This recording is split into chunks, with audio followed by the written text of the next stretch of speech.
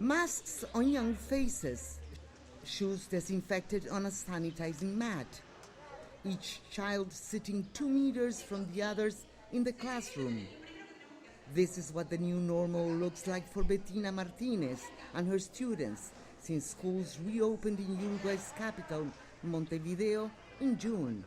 They are among the first to return to school anywhere in the Americas during the pandemic.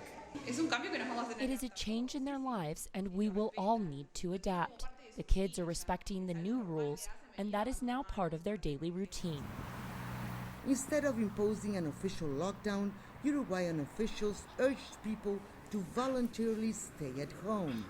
Once widespread testing and contact tracing protocols began, the country started a phased reopening of its economy. Uruguay has become a shining example in the battle against a virus that has paralyzed the world. We Uruguayans show incredible solidarity. We follow the rules, use masks in enclosed public spaces and buses, and I would say 98% of all people are complying with all restrictions. Look at Brazil or Argentina, where the situation is much worse. I think that in Uruguay, people became aware and took the necessary safeguards, and the government is doing a good job. Infectious disease specialist Santiago MIRAZZO says it seems like Uruguay has dodged a bullet. There hasn't been an exponential growth of cases. The curve remains very flat, and the COVID-19 cases we are currently detecting are basically all imported from neighboring countries. Uruguay quickly shut down its borders after detecting its first cases. That contributed to its success, even though local outbreaks flared up in areas close to Brazil. To enter the country, travelers must test negative for COVID-19 72 hours before entry. Daily life has returned almost to normal.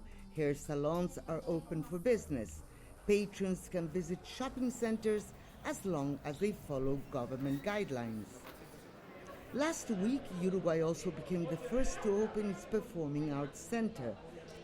400 people attended a performance by the country's national choir, something that is still too risky in other Latin American countries.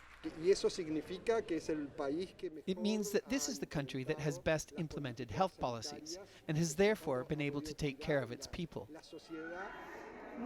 But while children are back at school, the government refuses to declare victory, reminding Uruguayans to remain vigilant, noting the rising number of cases and new outbreaks in countries where the virus appeared under control.